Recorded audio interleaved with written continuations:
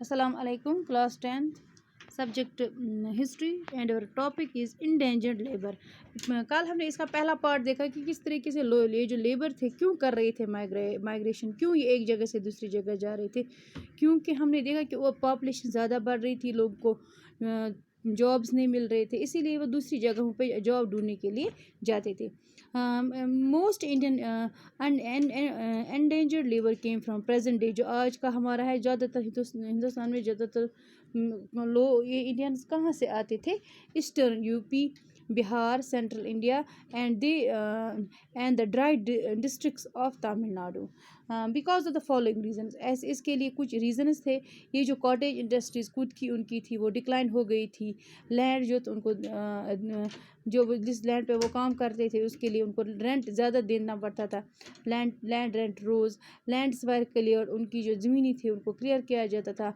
उनके लिए उन्होंने क्या काम वहाँ पे माइंस और प्लांटेशन का काम कर रहे थे.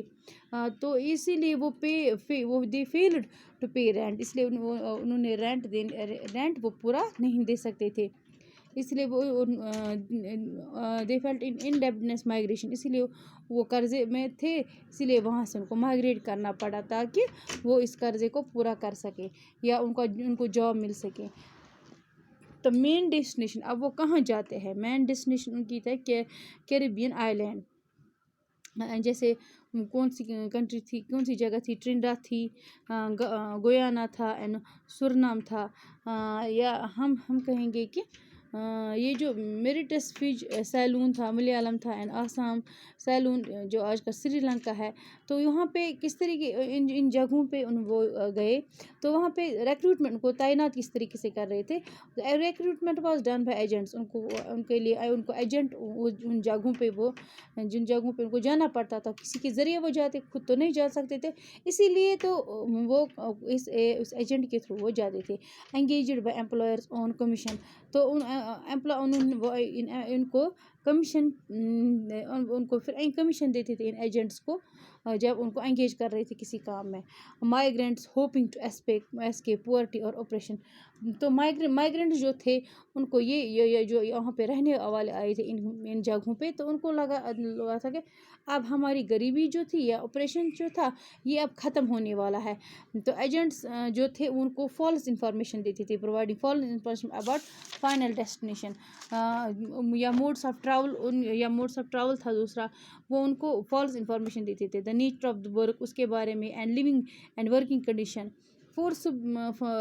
Forcible abduction of workers, new system. अब हम कहेंगे यहाँ पे उनको फोर्सिबली रखते थे. तो अब यहाँ पे कौन न्यू सिस्टम ऑफ स्लेवरी आ रहा था, गुलामी का आ रहा था कि उनको अपनी मर्ज़ी से वो वहाँ उन जगहों पे काम ना उठ सकते थे, ना बैठ सकते थे, ना फ्रीली मूव कर सकते थे, बल्कि उनको वो गुलाम रखते थे. इंडेंजर्ड लेबर माइग्रेशन जो था, अब इसका थर्ड पार्ट जो था, आप देखेंगे कौन सी डिफ़िकल्टीज़ जो थी वो कौन सी उन्होंने वहाँ पे झेली. डिफ़िकल्टीज़ जैसे थे discovered their own ways of serve. अब उन्होंने अपने खुद के तरीके वहाँ पे उनको ज़िंदगी तो बसर करनी थी.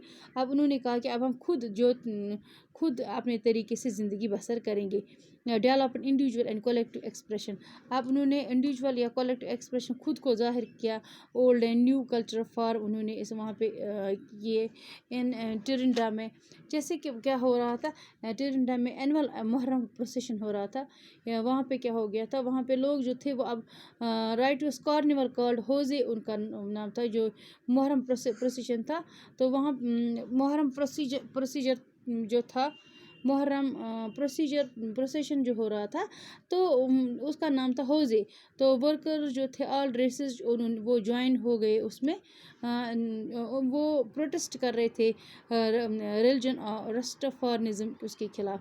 तो ये जो वर्कर्स जो थे वो क्या उन्होंने किया कि आप सभी जानते हैं कि मुहर्रम जो था वो मुहर्रम के दिनों में क्या होता है, वो निकलते हैं, वो एक किस्म का मातम होता है उन 10 दिनों में, तो लोग निकलते हैं. अब ये जो वर्कर्स ने भी उस मुहर्रम प्रोसेशन में हिस्सा लिया.